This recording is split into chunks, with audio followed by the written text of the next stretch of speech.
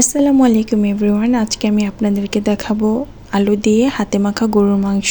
আমি এভাবে যখন হাতে টাইম না থাকে তখনই রান্না করি, চুরি রান্না। তো ফার্স্টেই আমি গরুর মাংস দিয়ে দিলাম আর দিয়ে দিলাম পরিমাণ মতো পেঁয়াজ কুচি। আপনারা চাইলে বড় বড় করে কেটেও দিতে পারবেন, কোনো সমস্যা নেই। তারপরে দিয়ে দিলাম হলুদ গুঁড়া, মরিচের গুঁড়া, জিরা গুঁড়া, ধনিয়া গুঁড়া, গরম মশলা গুঁড়া আর হচ্ছে লবণ।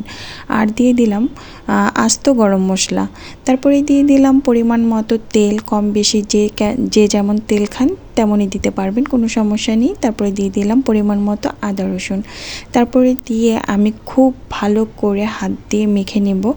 আর এই হাতে মাখা তরকারি কিন্তু হাতে মাখার উপরেই ডিপেন্ড করে যে কেমন লাগে। আর আমার এক হাতে হচ্ছে ক্যামেরা, তাই একটু নড়াচড়া করছে, কিছু মনে করবেন না। কিন্তু খুব ভালো করে ময়ানটা দিতে হবে। খুব ভালো করে মেখে আমি দিয়ে দিব হাতে ধোয়া পানি। আর এটা আমার নানি, দাদি, মা সবাইকে দেখেছি হাত দিয়ে মেখে সেই মাখা পানিটা আবার হাত থেকে দিত।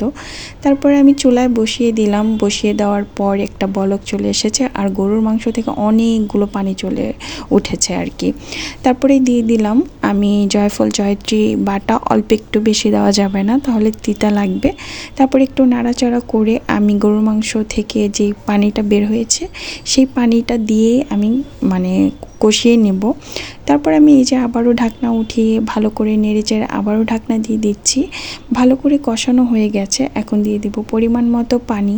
আর ঝোল কে কতটুকু খাবেন সেই আন্দাজেই দেবেন। এটা পরিমাপ কিছুই নেই। তারপর আমি ঢাকনা দিয়ে ঢেকে দিলাম।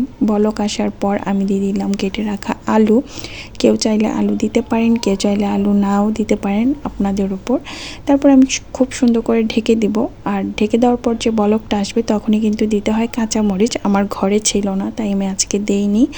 আর আমার কাছে কাঁচামরিচের ফ্লেভারটা খুব ভালো লাগে তাই দেই। এখন আলু কিন্তু সিদ্ধ হয়ে গেছে, আমার রান্নাও কমপ্লিট, মাংসও সিদ্ধ হয়ে গেছে। কিছুক্ষণ ঢেকে রাখবেন, এত সুন্দর করে তেলটা উঠে যাবে। তাহলে চুলার আঁচটা কমিয়ে ঢেকে রাখলে তেলটা উঠে, দেখতে অনেক সুন্দর হয়েছে না বলেন? খেতেও কিন্তু অনেক দারুণ হয়েছে।